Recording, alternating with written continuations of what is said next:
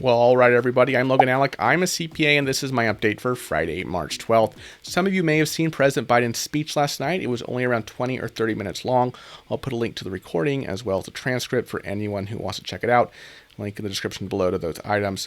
Biden mostly covered the current situation with COVID-19 as well as the stimulus, obviously. You've probably heard a lot of the points he made already if you've been following my updates, but Biden made a couple of big announcements as well. First, he said that he will be directing all states, tribes, and territories to expand vaccine eligibility to all adults by the beginning of May. This news actually broke earlier this week. I posted something about it in the community tab, and they will also be rolling out a new website in the near future that should make it easier to check availability and set up an appointment. Biden also predicted that there will be enough supply for the entire country. Enough vaccine supply for the entire country by the end of May. That's only about 10 or 11 weeks away right now, so it's coming up. Of course, the Pfizer, BioNTech, and the Moderna vaccines require 2 doses a few weeks apart, and there will be logistical challenges in vaccinating that many people that quickly, but this is still a very positive development just in terms of vaccine supply. And if everyone stays on track, we could have most of the country vaccinated over the summer. So I just want to make a quick note on that before I get into the rest of the news.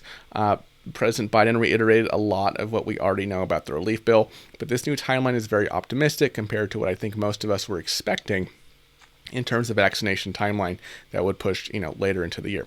Now let's talk stimulus checks. Some people have already received their stimulus based on what I've seen on various corners of the internet.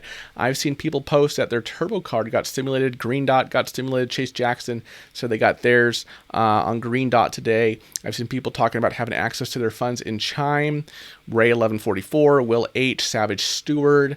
They say they got their money in Chime. I've seen reports about Vero Bank, Cash App, various local credit unions, and many others who might not have access to the money right now. Others see the deposit as pending in their account. I'm seeing these comments because in the community tab on the channel this morning, I asked if anybody has seen their stimulus check pending in their account yet. 7% of you said yes. So that's great news considering that this thing was just signed yesterday. That means that, like the White House had been saying this week, Treasury and the IRS really had it ready to go for many people. Lauren D. Vincenzo said she got hers around 1 p.m. Eastern today. Dusty Adams said they got theirs. So did Sharon Hadrow. So if you're one of these lucky ones, right, if you either have access to the money right now, right, because you have Chime or something that, gives you payments before it's actually cleared, or if you see it as pending, leave a comment below this video and just tell folks your situation, if you actually have access to the funds or it's pending right now, and what bank you're using, if you want to. Of course, no pressure, but just to keep people informed in real time. Now, if you don't see stimulus-related activity in your bank account this weekend, I would recommend that on Monday, you check the good old Get My Payment tool. The IRS announced today that beginning on Monday, people can check the status of their third stimulus payment on the Get My Payment tool.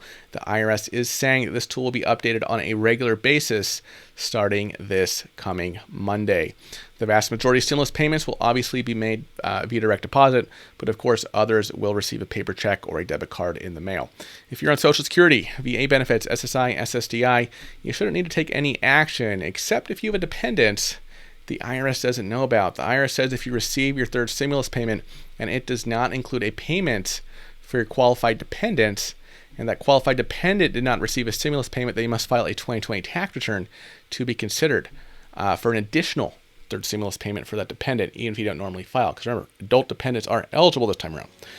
So that's just the brief update I have for you today. Please be sure to keep each other informed in the comments. And if you don't see stimulus-related activity in your bank account this weekend, don't be alarmed. Check Get My Payment on Monday. Hopefully, third time's the charm with that tool. Hopefully, the Get My Payment tool will work much better this time around.